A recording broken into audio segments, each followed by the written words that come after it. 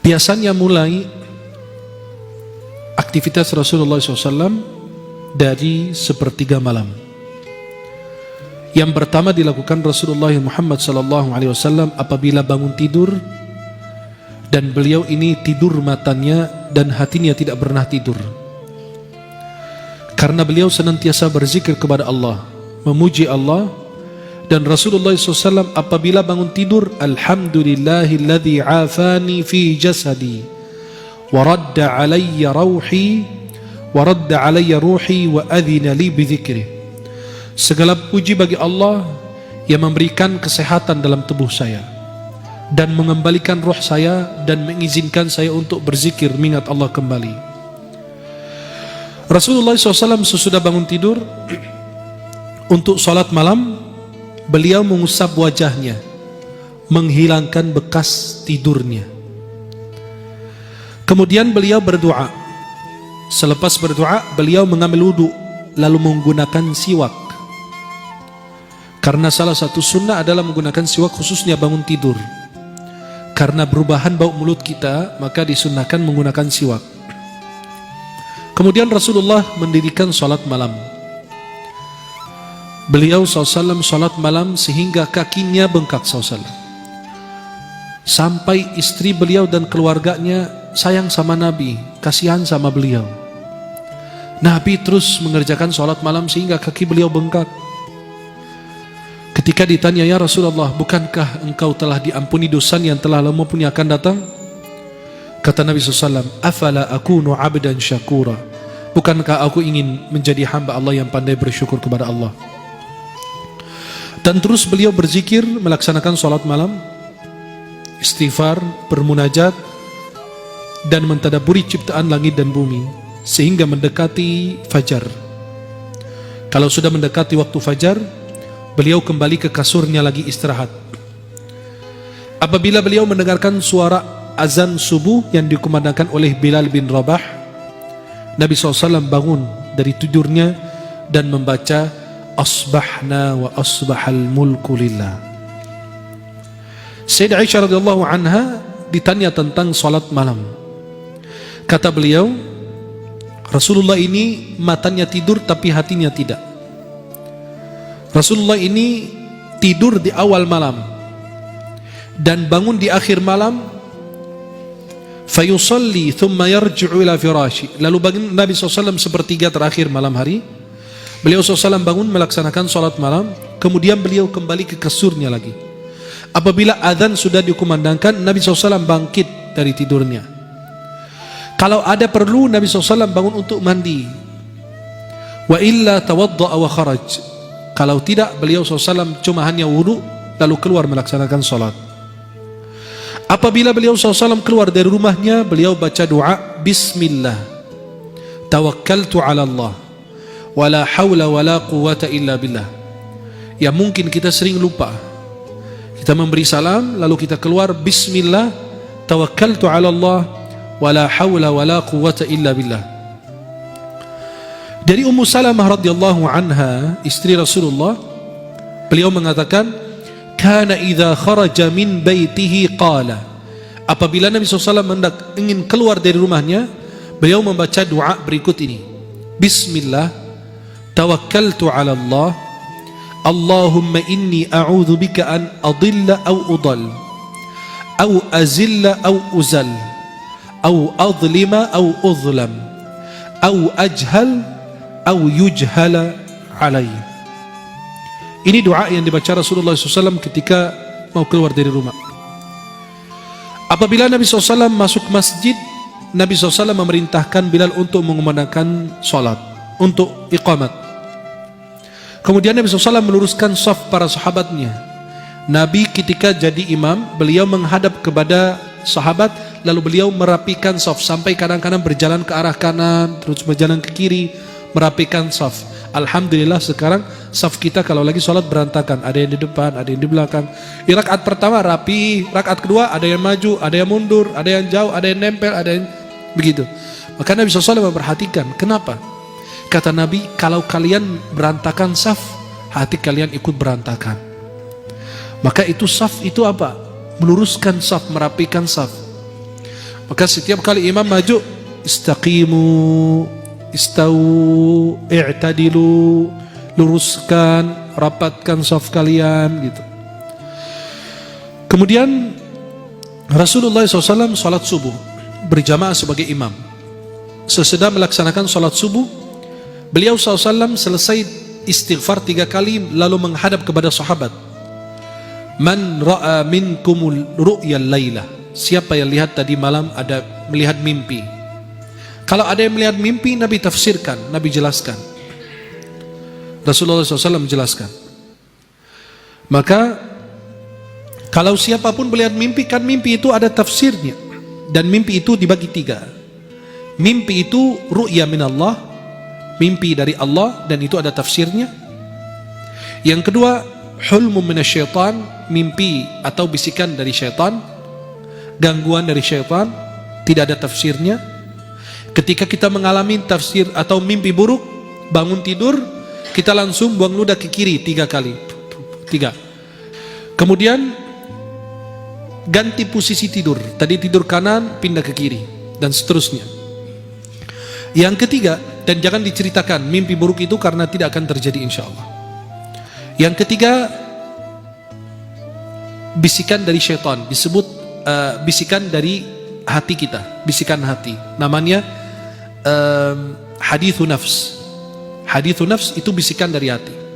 Artinya apa? Kepingin ketemu orang, ternyata muncul dalam mimpi. Atau orang itu setiap hari antum manggil namanya. Contoh, yang sering dipanggil mungkin di masjid Permata Kalbu, Karma. Contoh, antum masuk masjid, Karma di mana? Karma. Malam hari muncul karma di mimpi. Astagfirullah. Tapi bukan dalam bentuk karma, tapi dalam bentuk jin. Astagfirullah. Maka karma muncul itu bukan tidak ada tafsir mimpinya, tapi itu bisikan dari hati. Kenapa? Karena antum berinteraksi dengan orang tersebut. Dan siapapun melihat mimpi benar, itu ada tafsirnya. Sampai kalau orang mengaku lihat Rasulullah, ada tafsirnya. Di dalam Fathul Bari, syarah Sahih Bukhari, Muhammad bin Sirin mengatakan, kalau ada orang mengaku lihat Rasulullah dalam mimpi, kita bilang, ayo ceritakan ciri-cirinya. Kalau dia ceritakan, oh hidung Nabi begini, alis Nabi begini, pipinya Nabi begini, jenggot Nabi begini, kalau betul, ya betul. Kalau tidak, berarti bukan Rasulullah. Tapi dia percaya, itu bisa siapa aja. Tapi kalau lihat Rasulullah, pasti, oh ini tadi malam saya mimpi Rasulullah, coba ceritakan cirinya, rambutnya gimana, hidungnya gimana, alisnya gimana, apa, diceritakan. Kalau betul sesuai, itu betul mimpi Rasulullah. Karena syaitan tidak akan menyerupai Rasulullah dalam mimpi. Lalu SAW duduk berzikir, selesai sholat subuh, menafsirkan mimpi sahabat, kemudian beliau SAW menjelaskan atau duduk berzikir sampai terbit matahari. 15-20 menit kemudian beliau sholat 2 rakaat yang kita sebut 2 rakaat isyraq. Itu dikerjakan oleh Nabi SAW setiap pagi. 2 rakaat isyraq itu ada keutamaannya. Dalam Sunan At-Tirmidzi dari Anas bin Malik, Rasulullah bersabda, barang siapa sholat subuh, sholat subuh kemudian duduk berzikir sampai terbit matahari, lalu dia sholat 2 rakaat, maka akan dicatat pahala baginya haji dan umrah sempurna 3 kali. Dan Nabi SAW selalu menjaga sholat sunnah qabliyah subuh. Karena Nabi bersabda dalam Sahih Muslim dari Aisyah radhiyallahu anha, rakaat al-fajri khairu minad dunya wa ma fiha. 2 rakaat fajar lebih baik dari dunia beserta isinya. Subhanallah. Ini baru yang sunnah, belum lagi yang wajib. Kemudian selesai beliau SAW mengimami para sahabat. Kadang-kadang Rasulullah mau panjang bacaannya, tapi ada tangisan anak kecil di belakang, Nabi bercepat biar ibunya tidak khawatir. Zaman sekarang kalau imam lihat anak lagi nangis di belakang, malah panjang bacaannya. Itu ibunya kan kepikiran, maka itu dipercepat. Kemudian sahabat duduk bersama Rasulullah SAW, duduk bertadarus, bicara tentang urusan pribadi mereka, ngobrol bersama Nabi, urusan agama dan urusan dunia. Nabi mengajarkan mereka, menasihati mereka, dan Nabi mendengarkan curhatan mereka dan cerita-cerita yang disampaikan. Bahkan kadang-kadang mereka cerita-cerita tentang masa jahiliyah, lalu mereka tertawa dan Nabi tersenyum. Nabi itu nggak tertawa, Nabi itu maksimal tersenyum sampai kelihatan kegerahannya aja.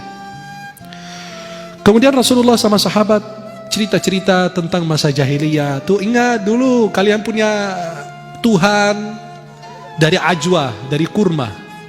Kamu lapar makan tangan Tuhan, lapar lagi makan hidung Tuhan, kuping Tuhan, habis Tuhan dimakan. Nah, itu cerita-cerita begitu diceritakan sama Rasulullah bersama para sahabat, lalu mereka bertertawa, Nabi SAW tersenyum sallallahu alaihi wasallam. Nabi SAW mensunnahkan untuk sholat duha, dan Nabi SAW terus menerus melakukannya. Sayyidah Aisyah radhiyallahu anha mengatakan Rasulullah SAW sholat duha 4 rakaat dan kadang-kadang lebih dari 4 rakaat. Sholat duha ini pahalanya apa? Sedekah 360 sedekah untuk sendi yang ada dalam tubuh kita. Minimal sholat duha rakaatan, 2 rakaat. Nih, aqalluha minimal 2 rakaat. Aktsaruha paling banyak tidak ada batasnya.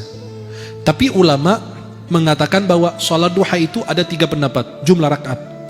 Ada yang bilang 8, ada yang bilang 11, ada yang bilang tidak ada batas. Kemudian waktunya sholat duha sesudah terbit matahari 10 menit sampai menjelang zuhur 10 menit juga, atau 15 menit. Berarti dari terbit matahari 15 menit atau 10 menit sampai menjelang zuhur itu waktu sholat duha. Waktu terbaiknya antara jam 9 dan jam 11. Karena pada saat itu manusia pada sibuk memikirkan urusan atau kepentingan duniawinya. Nabi SAW selesai sholat duha. Kan rumah Nabi, kamar Nabi nggak punya rumah. Nabi punya kamar-kamar. Maka disebut surat Al-Hujurat. Hujurat itu kamar-kamar. Hujurat itu hujrah, bentuk jamak dari hujrah. Ghurfah, ghurfat. Maka itu kamar-kamar istri Nabi di sebelah-sebelah masjid. Maka Sayyidah Aisyah ketika Rasulullah meninggal dan dimakamkan, dan kita kasih lihat fotonya, dia bikin sekat, kan kamarnya cuma 1. Sayyidah Aisyah bikin sekat kayak hordeng ini, ada makam Rasulullah, Abu Bakar, Umar, dan di situ sebelahnya beliau buat tidur. Subhanallah. Segitu kesederhanaan Rasulullah. Kita Masya Allah, kalau nggak punya 100 kamar nggak puas. Kita menghuninya cuma 5 kamar, sisanya buat jin. Ya, maka Rasulullah SAW kalau selesai sholat duha, beliau kembali ke rumahnya, ke keluarganya. Lalu beliau bertanya, ada ta'am, ada makan hari ini? Kata istrinya, kami belum masak. Kata Nabi, ya udah, saya puasa. Ya. Aisyah mengatakan, qala li ya Rasulullah SAW dzata yaumin. Rasulullah suatu waktu mengatakan, ya Aisyah, hal indakum syai'? Apakah kalian ada makanan? Qalat, faqultu ya Rasulullah, ma indana syai'. Kami enggak punya apa-apa ya Rasulullah. Kata Nabi, fa inni sha'im. Saya puasa. Dan Nabi SAW apabila dihidangkan makanan, beliau itu kalau suka beliau makan. Ma'auba ta'aman qat. Sama sekali nggak pernah mencela makanan. Nabi kalau suka makan, kalau tidak ditinggalkan. Nabi SAW tidak pernah makan tungkurap. Sambil tungkurap gitu Nabi makan kayak kita zaman sekarang gitu, aneh-aneh gitu, nggak jelas. Atau bersandar, tidak. Nabi SAW makan duduk, ya. Dan Nabi katakan, saya tidak pernah makan sambil bersandar gitu. Nabi SAW memberi contoh dalam ketawaduan beliau Sallallahu Alaihi Wasallam. Beliau ikut berkhidmat kepada keluarganya. Gak usah malu kalau anda ngepel, anda nyapu, anda cuci piring, ngurusin pakaian, sebisanya kita. Karena Nabi SAW melakukan hal yang sama. Yaksifuna ala, jahit sandalnya, kemudian beliau jahit bajunya dan memeras susunya, kambingnya. Dan itu kebiasaan Rasulullah. Tapi kalau sudah masuk waktu sholat, beliau keluar seolah-olah tidak mengenal istrinya dan putra-putrinya. Langsung keluar sholat, seperti tidak mengenal. Kenapa? Ada panggilan lebih mulia lagi. Kemudian Rasulullah SAW apabila ingin mengumpulkan orang untuk kepentingan, ada urusan penting, Nabi SAW ingin sampaikan pesan. Kalau sekarang kan tinggal pakai mikrofon, kalau dulu susah. Maka Nabi menyuruh seseorang manggil as-salatu jami'ah. Seperti kalau kita sholat kusuf, gerhana matahari, bulan, atau sholat id, kan kita baca apa? As-salatu jami'ah. As-salatu jami'ah apa? Karena tidak ada azan, tidak ada iqamah untuk sholat id, maka cukup mengatakan apa? As-salatu jami'ah. Kalau Nabi ada seruan dari Rasulullah atau dari menara, as-salatu jami'ah, berarti ada yang mau disampaikan oleh Rasulullah. Kemudian Nabi SAW berdiri di atas mimbar menyampaikan apa yang sebab beliau mengumpulkan mereka. Apakah ada berita baik atau berita buruk, atau ada syariat, atau mengingatkan mereka. Itu Rasulullah begitu demikian melakukan kepada sahabatnya. Apabila masuk waktu sholat zuhur, Nabi SAW kerjakan sholat zuhur.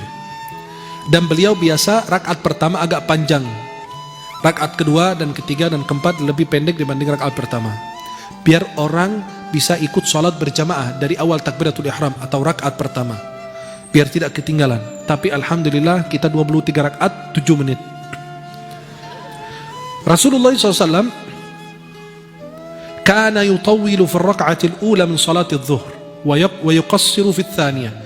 Nabi sholat zuhur itu rakaat pertama panjang, rakaat kedua itu lebih pendek. Wa kana yaqilu, Nabi SAW qailulah. Kalian mungkin pernah dengar qailulah. Qailulah itu tidur. Itu jadi khilaf ulama, tidurnya itu sebelum zuhur atau sehabis zuhur. Itu jadi khilaf. Yang saya pilih bahwasannya tidur itu sebelum zuhur. 5, 10, 15 sampai 20 menit. Maksimal banget setengah jam. Itu sebelum zuhur. Antum tidur pada saat itu. Kata Nabi, qilu fa inna syaitan la yaqil. Qailulah, tidur pada siang hari karena syaitan tidak tidur. Kenapa qailulah? Nabi SAW qailulah karena Nabi ingin sholat malam nanti. Qailulah itu waktu sebentar, itu 15 sampai 20 menit itu secara kesehatan sudah diteliti secara ilmiah. Itu memberi manfaat kepada tubuh kita. Maka orang yang mau begadang itu aman nanti. Bisa begadang, bisa sholat malam, bisa membaca kitab, bisa mengaji, bisa apa dan seterusnya. Tapi bukan qailulah untuk dangdutan nanti malam. Itu bukan. Yang dimaksud itu qailulah untuk apa? Berzikir, untuk ibadah, untuk ikut begadang bersama keluarganya, bersama sahabatnya, bersama siapa. Itu bermanfaat. Nabi SAW ikut mencari kabar tentang para sahabatnya. Bagaimana kehidupan mereka, komunikasi mereka, pasar mereka. Sampai Nabi ikut ke pasar juga, perhatikan pasar itu isinya apa. Diriwayatkan Rasulullah SAW melewati ada makanan yang orang itu jual. Kemudian Rasulullah memasukkan tangannya dalam makanan itu, lalu ternyata tangan Rasulullah basah. Kata Nabi, apa? Apa yang terjadi dengan itu? Sampai dikatakan itu makanan kurma. Dia kayak gunung tuh di depan, dia taruh sekepok kurma di depan. Pas Nabi masukin tangannya, basah tangannya. Kata Nabi SAW, ini kenapa? Ya Rasulullah, terkena air hujan. Kata Nabi, apa? Kenapa kamu tidak taruh di atas biar orang bisa lihat? Man ghasya falaysa minni. Barang siapa menipu, dia tidak termasuk umatku. Tuh bayangkan. Kenapa? Karena yang ada air itu berat dalam timbangan, betul? Kalau ada airnya itu berat. Maka kalau terkena air hujan, dia timbang, itu dia berat jadinya. Maka Nabi merasa ini menipu. Maka Rasulullah SAW ikut memantau pasar. Itulah seorang pemimpin. Ikut memantau pasar, bukan naikin harga. Dan tidak pernah turun sekali turun ke pasar, pasarnya asal-asalan, dibuat untuk pemimpin. Oh turun Pak, itu lihat ramai semua, Masya Allah, rapi. Ayamnya bagus, sehat walafiat, gemuk lagi. Itu ikannya, ikan hiu apa semua bagus. Pak, cabainya murah Pak, tuh lihat. Begini semua di seluruh dunia begitu. Biasanya begitu. Sandiwara semua kebanyakan. Kecuali yang benar-benar istiqomah turun ke pasar-pasar tradisional yang benar-benar tidak pernah disentuh oleh orang. Kemudian Rasulullah SAW dan Rasulullah SAW sebagaimana dikatakan Umar bin Khattab, kana Rasulullah yasmuru inda Abi Bakrin al-laila kadzalika fil amri min umuril muslimin wa ana ma'ahu. Rasulullah, Sayyidina Abu Bakar, Sayyidina Umar, mereka berkumpul di dalam rumah Abu Bakar untuk membahas, mendiskusi urusan berkaitan dengan umat Islam. Maka Nabi begadang kalau ada perlunya, ada manfaatnya. Dan Rasulullah SAW melarang kita begadang, kecuali apa? Mengaji, menemani keluarga, menuntut ilmu, atau ada keperluan yang lain. Dan Nabi melarang tidur sebelum Isya, sehabis maghrib, dan begadang sehabis salat Isya, kecuali kalau ada perlu, menemani keluarga, atau ada tamu, atau belajar, dan lain sebagainya. Kalau tidak manfaat itu tidur. Kenapa? Biar bisa bangun salat malam atau salat subuh berjamaah. Rasulullah SAW duduk bersama orang-orang beriman, sahabatnya, dan menjenguk orang yang sakit. Dan kalau ada yang mengundang Nabi, Nabi datang. Nabi SAW berjalan untuk memenuhi hajatnya orang lemah, orang miskin. Nabi SAW tidak pernah jijik atau benci atau tidak senang dengan seorang janda ketika ada perlu sama Nabi. Ya Rasulullah, tolong temani saya ada urusan ini, biar diselesaikan. Nabi ikut temani beliau. Wal miskin fayaqdi lahul hajah. Dan orang miskin kalau perlu sama Nabi SAW, kalau ada keperluan, Nabi menemani beliau sampai diselesaikan hajatnya. Dan Nabi SAW mencari kabar tentang para sahabat, jenguk orang yang sakit. Dan Nabi SAW selalu memantau para sahabatnya. Dan inilah kehidupan Rasulullah SAW, mengingatkan mereka, mendakwahi mereka, amar ma'ruf, nahi munkar, menjenguk orang yang sakit, dan menolong orang yang membutuhkan pertolongan. Dan dakwah itu adalah kepentingan yang benar-benar diperhatikan oleh Rasulullah Muhammad SAW. Apabila sudah masuk malam, Nabi SAW salat isya, kalau ada urusan umat, atau ada ngobrol sama sahabat, atau bersama keluarga, kalau tidak, Rasulullah SAW tidur. Apabila beliau ingin tidur, beliau wudhu lebih dahulu. Kemudian beliau membersihkan kasurnya dengan ujung sarungnya. Kenapa? Takut di situ ada binatang yang membahayakan. Itu salah satu sunnah sebelum kita tidur. Lalu Nabi SAW berzikir kepada Allah, berdoa, kemudian tidur sebelah kanan. Kemudian Rasulullah SAW baca doa, Allahumma aslamtu wajhi ilaika, wa fawwadtu amri ilaika, wa alja'tu dhahri ilaika, raghbatan wa rahbatan ilaika, la malja'a wa la manja minka illa ilaika. Allahumma amantu bi kitabika alladhi anzalta wa bi nabiyyika alladhi arsalta fa in mutta min lailatik, apabila engkau mati atau meninggal di malam hari tersebut sesudah baca doa tersebut, fa anta 'alal fitrah, maka engkau mati dalam keadaan fitrah, keadaan suci. Waj'aluhunna akhir ma tatakallamu bih, jadikan doa tersebut adalah doa yang terakhir kau baca sebelum tidur. Dan Rasulullah biasa baca ayat kursi, dua ayat terakhir surat Al-Baqarah, amanar rasulu, dan Allahumma amanar rasulu bima unzila ilayhi min rabbih wal mu'minun. Kemudian ayat kursi, Allahu la ilaha illa huwal hayyul qayyum. Dan ini salah satu sunnah yang dikerjakan Rasulullah. Nabi SAW membersihkan dengan ujung sarungnya. Kemudian beliau membaca, Bismika rabbi wada'tu jambi wa bika arfa'u, in amsakta nafsi farhamha. Ya Allah, dengan namamu aku meletakkan tubuh ini, dan dengannya saya akan bangun kembali. Jika engkau menahan roh saya, maka rahmatilah diri saya ini. Wa in arsaltaha fahfadha, kalau engkau melepas roh saya ini kembali dalam tubuh saya, maka jagalah roh dan diri saya ini ya Allah, sebagaimana engkau menjaga hamba-hambamu yang saleh.